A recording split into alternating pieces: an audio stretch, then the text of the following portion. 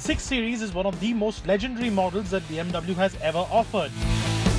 Starting its life with an aggressive super coupe of the 80s with its shark-nose design, to its extremely popular and well-rounded second generation, designed by legendary designer Chris Bangle, the 6 Series has a lot of fans. In India, you can get the car as a cabrio, a 2-door coupe and a 4-door coupe, and while the 6 Series is known for its sportiness, this new body style isn't meant to be sporty at all. In fact, it is quite the opposite. Now, compared to all those glorious BMWs we just showed you a couple of seconds ago, this body style is a little disappointing, especially for me who believes in purity of design when it comes to certain brands. But there is definitely a need for such a car in the BMW lineup, especially considering the fact that the 5 Series GT doesn't exist anymore, so this fills that gap perfectly.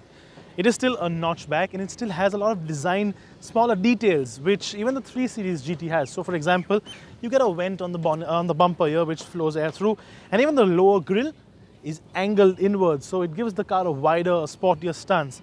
You have little fins behind the kidney grille here which close off if you don't need them, thereby improving aerodynamics. And the GT is very famous for this design, and the 6 Series has always been famous for this design. Pillarless doors. Now I think this is really cool, and a normal family car having pillarless doors is definitely something that I approve of. When you do shut them, you do put the windows down, you get this lovely open feel, and it does have a lot of coupe elements, and this is cool. Apart from that, of course, this is still a notch back, and it does have an electronically folding spoiler which you can press a button and fold down or fold up, which is a thing in all GTs. And as I said, a notch back, so you have a huge loading area, which does have a box now, but you have a huge loading area, and it is basically a large hatchback, but with all that sedan dimension. It does suit its sort of job really perfectly well.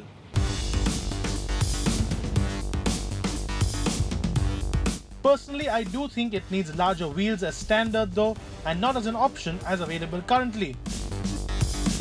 Okay then, I will go past the fact that this car now exists in the lineup, and actually it does look quite neat, even though BMW purists are possibly contemplating seppuku.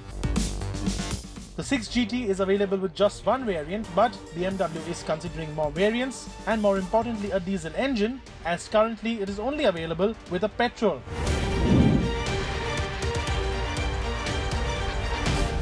Now the luxury car market in India is slowly moving back towards petrol engines, considering the fact that the actual price difference between buying a petrol motor or a petrol variant and buying a diesel variant isn't too high, and of course the difference between fuel prices for petrol and diesel have sort of come down drastically as compared to what they were a few years ago. Of course, petrol does have its advantages. It's a quieter engine in most cases. It's also very fuel efficient now, considering all these new petrol engines are turbocharged, and playing on all of those sentiments is exactly what BMW has done by offering the 6 GT with just a petrol option. The engine is a 2-litre 4-cylinder petrol unit, which of course is turbocharged, making 255 bhp of peak power and 400 Nm of peak torque. All that power gets the 6 GT from 0 to 100 km/h in 6.3 seconds and onto an electronically limited top speed of 250 km/h.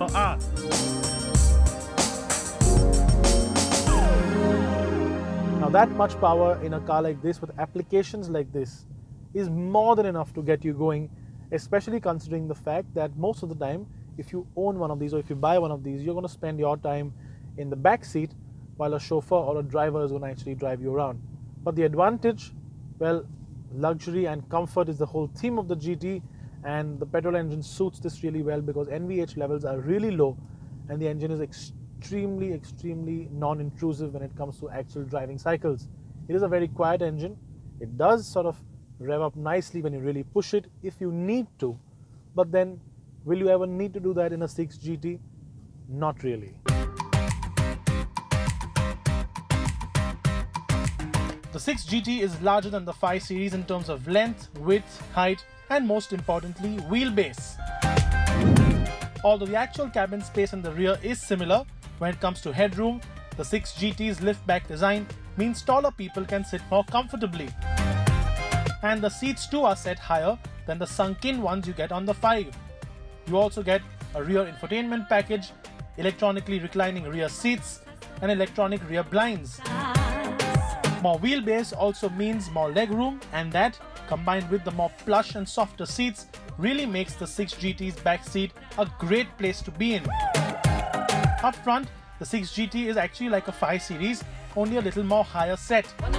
For a sedan, it actually gives you a nice commanding view of the road, and of course, as the 5 Series, it comes loaded to the gills with technology. A massive touchscreen, BMW's excellent iDrive, and the gesture control for volume are all present here. And just like the rear seats, the front seats are comfy too, and in my opinion, slightly larger than the ones you get on the 5. The panoramic sunroof also helps making the car a lot airier, and in all ways, the 6GT ensures you get pampered. The BMW 6 Series GT is priced at 60,80,000 rupees ex-showroom, which is about 7 lakhs more than the comparable 5 Series. While it has nowhere near the dynamics of the 5, it does offer comfort in spades for a price that is much lower than the flagship 7 Series. For what it is meant to do, be a no-nonsense luxury limousine with a BMW badge, it does its job really, really well. But that brings us to the big question. If dynamics is not what you are looking for, and luxury is what you really want from your chauffeur-driven luxury car, why not just have the E-Class Long Wheelbase instead?